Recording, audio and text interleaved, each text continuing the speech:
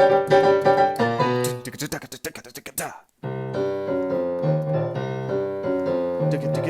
think it's time to see some cats. Get everybody their stuff together. Okay, 3, 2, 1, let's cast.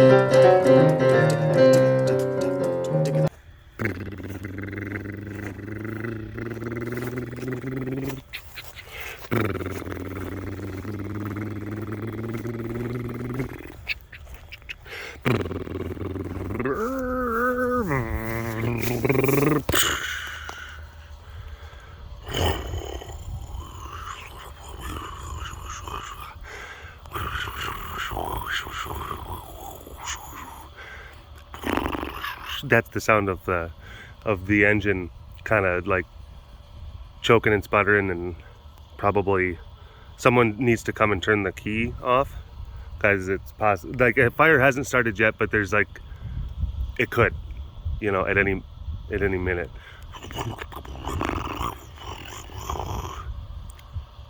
Allie is unimpressed.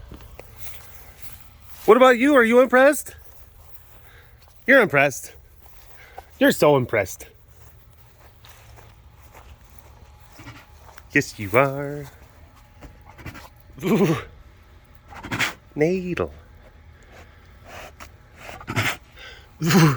I know, it's another one that is getting filmed on the same day that it's being posted. This is wacky. Eventually it's going to be, you know, like, that's going to be more of a common thing, or at least the proximity from filming to posting will usually be a little bit closer, as opposed to, you know, like I'll film 1, 2, 3, 4, 7 all at once, or in like a span of a, you know, day and a half, and then they get slowly piecemealed out throughout the week. Hey, Volvo. And eventually that's going to be a different dynamic.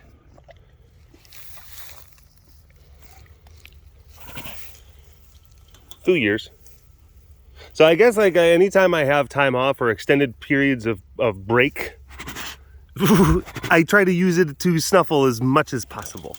So many snuffles. Actually, I take that, not necessarily, that is a not true statement. I should spend more time snuffling, but I don't.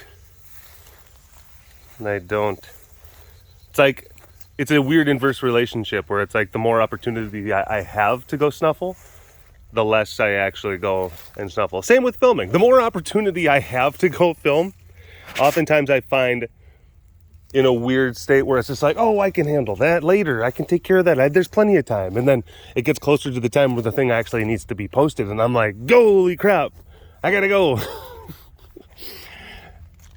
Poor Melissa, just giving her a complex.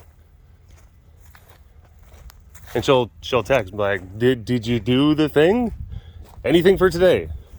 And I'm like, oh no.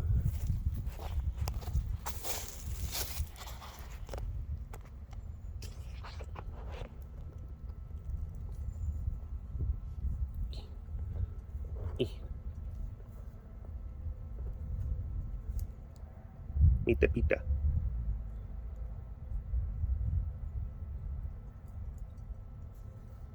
All right. That was precarious. Hello, all of you big cat lovers out there. It's me, Derek, again. Welcome to another super duper fantastic episode of the Walk Around the Compound webcast. Hello, hi. How are you?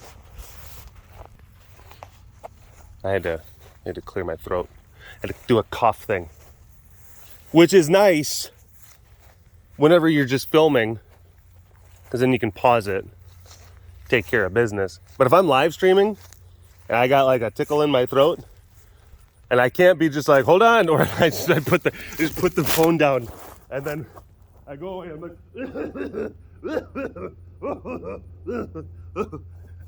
and then I come back, and I'm like, okay, hey guys, sorry about that. There's no cough button on a live stream. Joe, you just knew, didn't you? You just knew, right? There he is. He's up there. He's taking care of business. He's TCBing. Wasn't that like an ice cream shop at some point? I don't know. Hi, beautiful. Beautiful.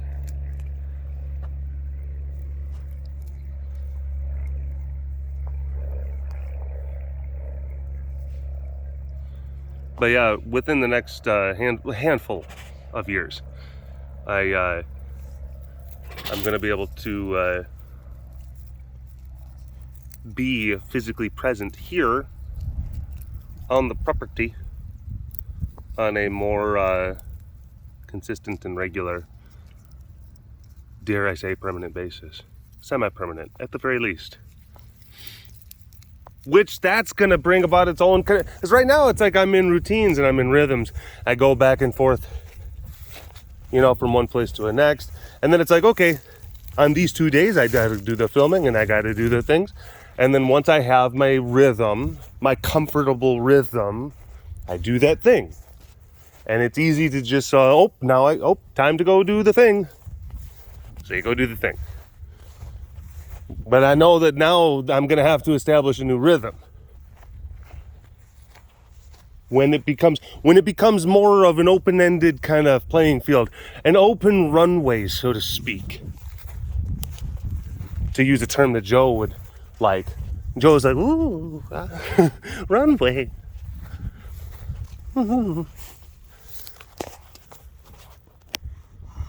I prefer the term airfield, Derek. My mistake. Even though, I mean, that is technically.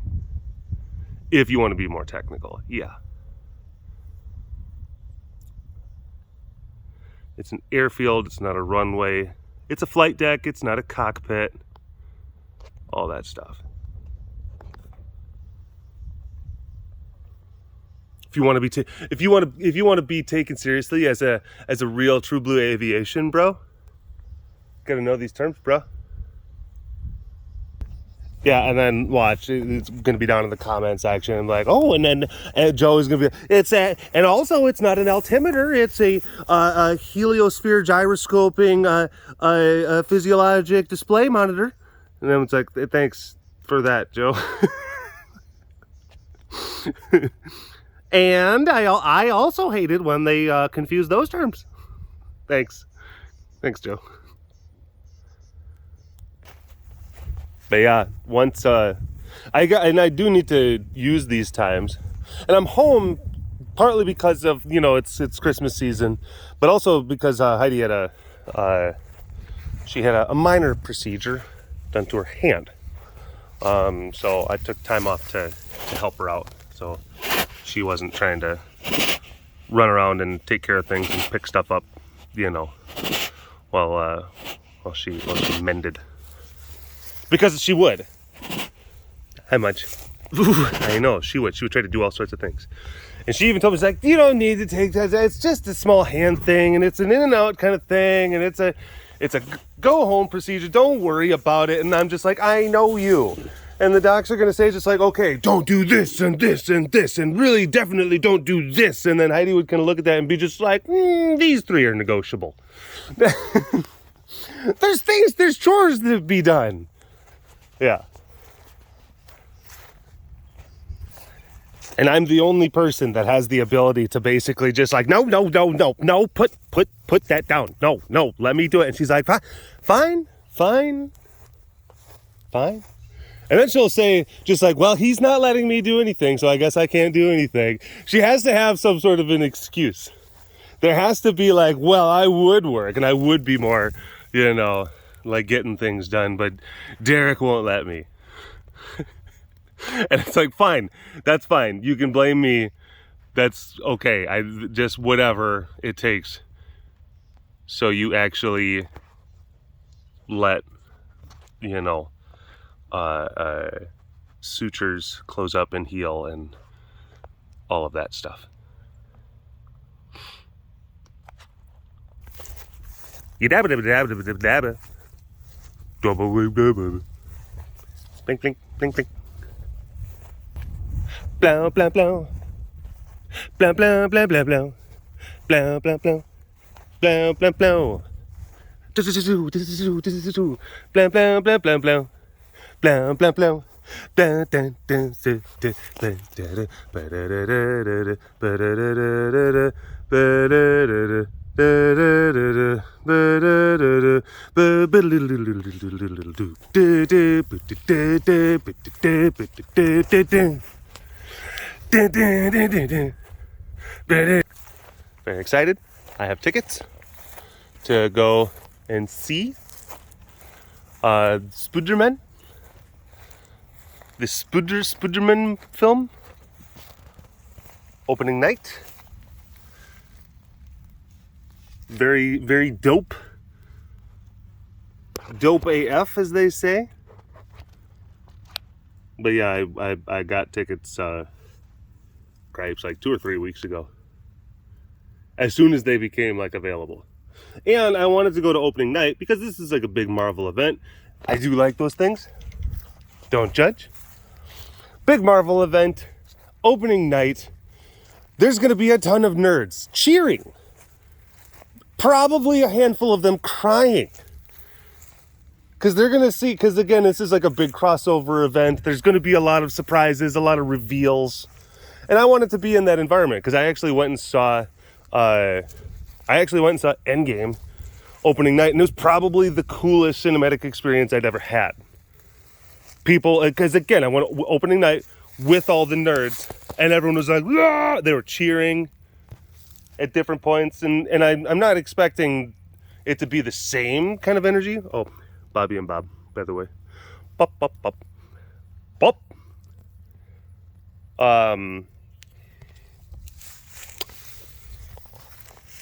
But I imagine that there's going to be a little bit of that. The nerds will be like, "Whoa! Toby!" You know, if he shows up, I don't know.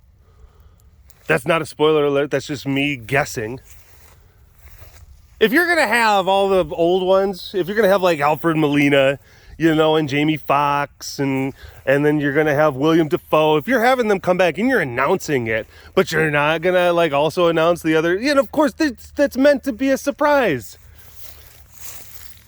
As soon as like Toby's gonna show up, I bet you. I'm just saying, and this is not me like, oh, I saw something in advance, and people are like, spoiler it. Again, this is just my guess, and it's gonna happen. Toby's gonna show up, and people are gonna be like, oh, that's my Spider-Man, that's my Spöderman. Just a bunch of nerds crying and clapping, which sounds like a fun time. It sounds fun. And it's great because when you get the tickets in advance and you just designate your seat, it's not like you have to wait in line. Of course you have to wait in line if you want to get like popcorn, drinks, all that fun stuff. Bop.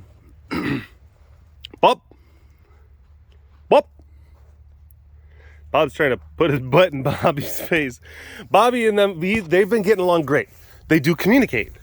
And they respect when I say respect each other's boundaries, it's like, well, Bob is like, well, what about my butthole? And Bobby is like, I don't want that. And then Bob is like, okay. That's like, he respects the fact that she says no. I'm not a big fan of that being in my face right now. And he's like, cool.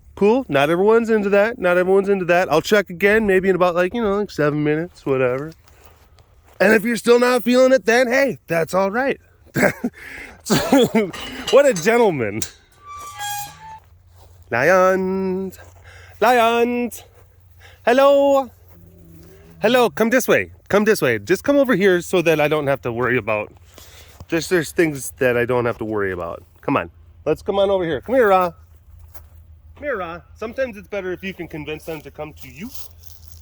As opposed to trying to invade their space. If you can get them to kind of come over, then it's like, oh, it's their idea, it's their thought, it's in their head, and it's not as much of a, of an emotionally kind of minefield-ish kind of situation.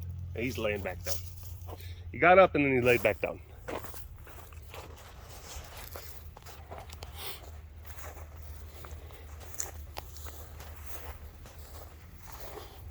Hello. Hello. Hello, handsome baby. Hello, handsome. Hello, handsome baby boy. There's a handsome baby. Yeah, he's a good boy. So, I watched, Cowboy Bebop. 6 or 7 episodes, I think. And then I saw that they announced they weren't going to renew it for a second season. And I wasn't, completely forlorn at that news. Hey. Hey.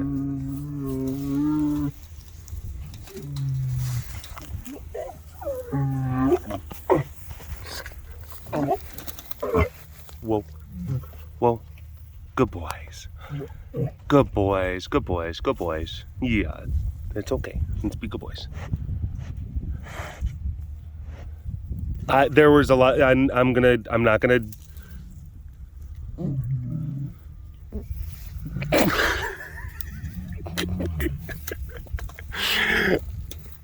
Rah. Goodness. Rah. That is not. BBs aren't supposed to be BBs are not supposed to be making those kind of sounds. That's the type of stuff that you'd expect from a Tigi, not from a classy BB. Okay, we gotta remember. Oh, Zoobs. Zoobs fell down.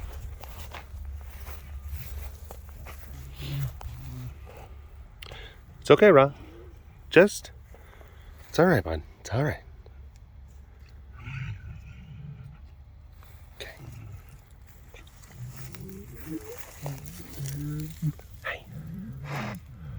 Hi. But yeah. Cowboy Bebop. I will say, as far as the live action is concerned, there were a lot of things that I liked. A lot of things where I'm just like, this was a really great thing. And it was a great effort. And there was really awesome set design and costume design. Just a lot of passion and love went into the production. A lot of the action was really great, was really fun. The performances of the main folks, varying degrees of good.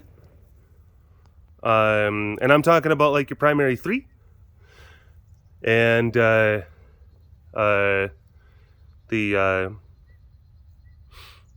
the guy that played Jet, Mustafa Shakir, was, I would say, the best casting of the entire show. He was perfect. He felt the most this is Bebop. So anytime that he was on, I'm just like, I'm feeling the Bebop. Bim bim.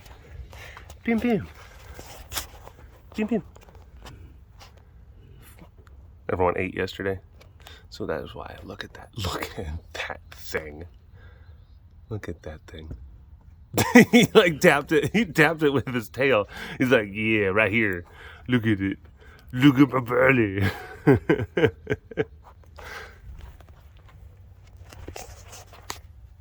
And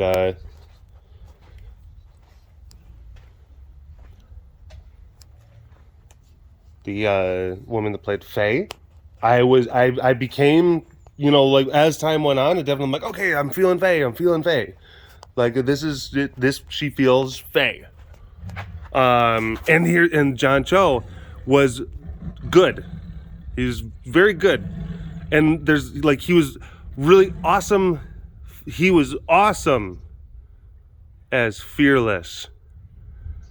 And may not have been the best choice for Spike, but I don't think he did bad. I'm not trying to sit there and say but it's they were trying to go and do a different thing to a certain degree, and there were times where it could feel Spike-ish, and then there were other times where it didn't necessarily capture the theme, the vibe. I think that's kind of my biggest kind of thing with the show is that and certainly not looking for a 1v1 shot for shot remake. Certainly not. You're trying to make two separate kind of things, two different mediums. But it felt like the live action was a hodgepodge kind of mishmash, amalgamation of a bunch of different elements from the anime that kind of got slapped together in this kind of haphazard fashion and didn't necessarily always match tonally. The essence, the vibe, the theme of the original show and the characters. And that's, I think, one of the biggest things. Yeah, we'll get to that.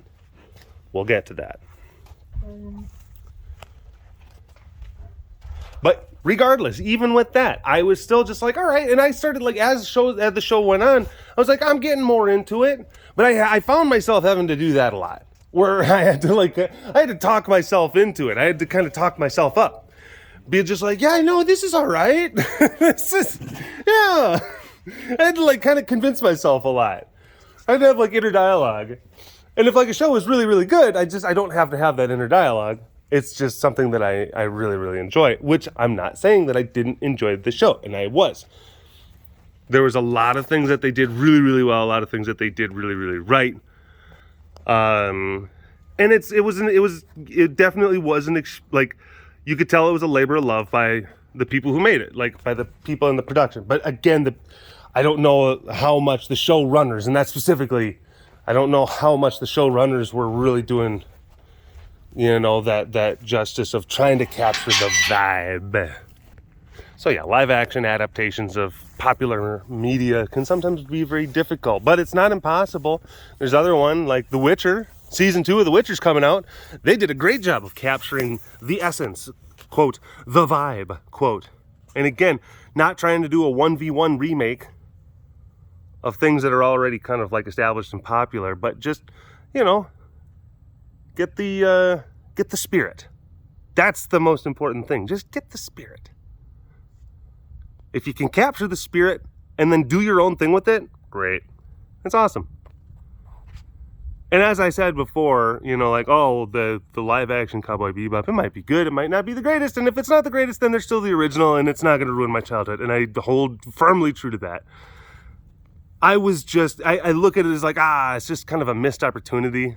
Just being able to experience something like kind of new and different, a continuation of something that I think is a great bit of media, a great bit of storytelling. One of my favorite things was that original anime.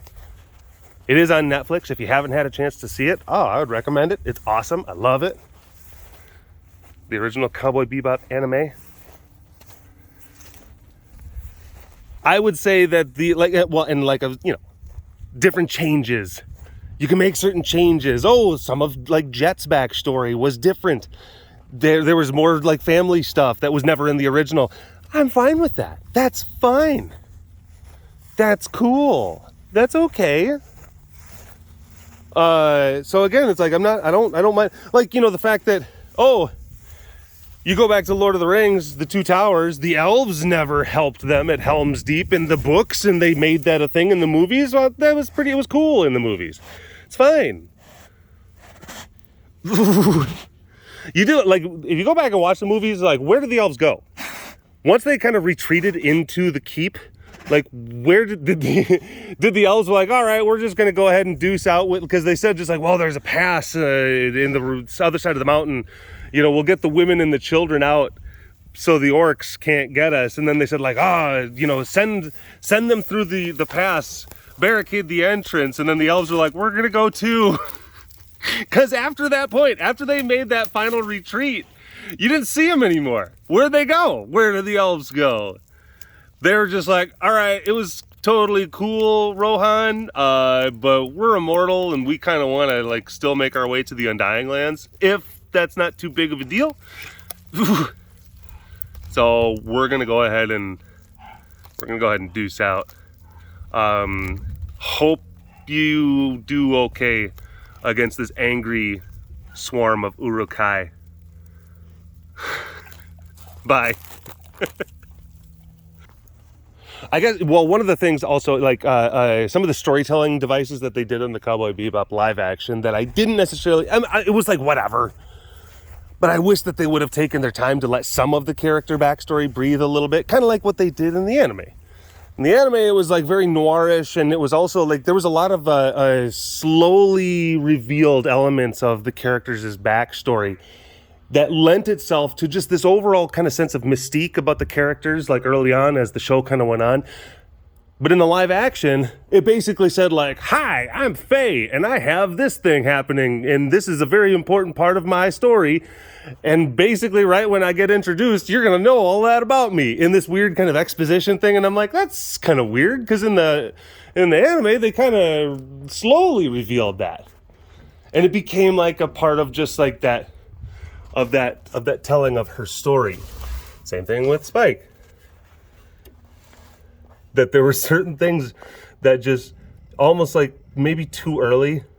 Like, I have a past and there's a girl and I love her a lot and everything. And it's like, okay, you can kind of infer a lot of that stuff from the anime, but you don't necessarily have to just kind of bop people's on the head with it. Let us figure it out slowly over time. But that's a small thing. Probably the biggest complaint. Oh boy, the thing that was very, very difficult. Very difficult. How they did my boy Vicious. Oh boy. Oh, that was not cool. That wasn't vicious. It was vicious in name, not in spirit, not in character. Oh, in the live action, he was all whiny and snivelly and just like, and that's not at all how he was in the show. Like in the anime, he was like a very serious, like calculative, cold, ruthless, and sociopathic character.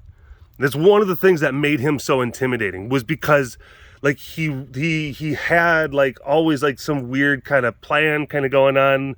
They kind of compared him oftentimes to that of like a serpent, a snake, which is very apt because because like in the anime, Vicious's emotional range basically went from like cold, calculative, like I said, sociopathic detachment, mild disgust at things and people that he felt were beneath him, which was basically everyone. It like disgust at incompetence, it seemed like, and then just rage. It's just like those were his three things, and it made him actually a really intimidating character, because that was the other thing. He felt like wildly competent in the anime. He felt wildly competent, and he was not overused. Like he was used way too much in the live action. He became way too like big of a character. Or like he became too much of an on-screen presence, so in a way it actually made him a smaller character. In the anime, he wasn't on screen as much. He was on like often, here and there, but the fact that he was very selectively used actually made him more of like a bigger presence in the world. And then in the anime, the only times that he ever was like he seemed to be happy, or that at least kind of smile, was when he was enacting some sort of like very disturbing form of just brutal violence. Those were like the only times that he would really kind of smile in the show, in the original anime. And again, it made him like this really kind of this actually intimidating kind of force. And then you got the sense that, oh my gosh, like, this is a thing that Spike is going to have to kind of deal with. It's going to be difficult. In the show, he was just like, no, I don't like fearless. Oh, leave me alone. Oh, you listen to me. I'm very important. I'm an important person. You wouldn't know my papa. That's like, it was that guy. And you're like, ugh, this is gross. I don't like this at all.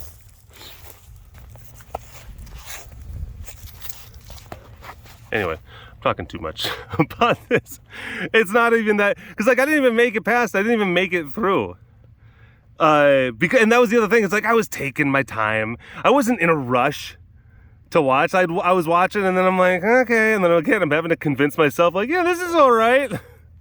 And I was never in this like, ooh, I can't wait to see what happens next. I was never in a binge mode where I was just like, woo. Like, now, another show that I would like to talk about, which basically has become recently one of my favorite shows, Doom Patrol. That's a whole different kind of thing, which I watched it, and then I'm actually already on my second watch through, and that's a fantastic show. We can talk about that one in a different thing. Actually, I do have to get going, because there are people who need my assistance. I've gotten phone calls already while I'm filming. But yeah, hopefully, and I still think that someday they can make maybe a live action adaptation of Cowboy Bebop in some way, shape, or form, possibly another go at a television show, another movie or something like that. I do think it is an adaptable piece of content. I really do. Hopefully it doesn't take another 20 years. Because, like, how they do the Spödermans? There's like 3 different Spödermans. There's 3 different Spödermans. You keep on cranking out Spödermans. There's different Batmans. Let's make another Cowboy Bebop. Give it to someone else. Let them have a go at it. Recast Jet. Because he was great. Recast Mustafa Shakir. He's really awesome. Anyway. Thanks for watching this episode of the Walk Around the Compound webcast. Hashtag Dorbus Award in the comment section below. Like and subscribe for all of your Big Cat goodness. And if you want to learn more about the facility around me, you can always visit the website carerescuetexas.com for more information.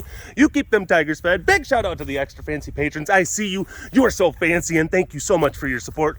And we'll see you next time. All right. Bye-bye.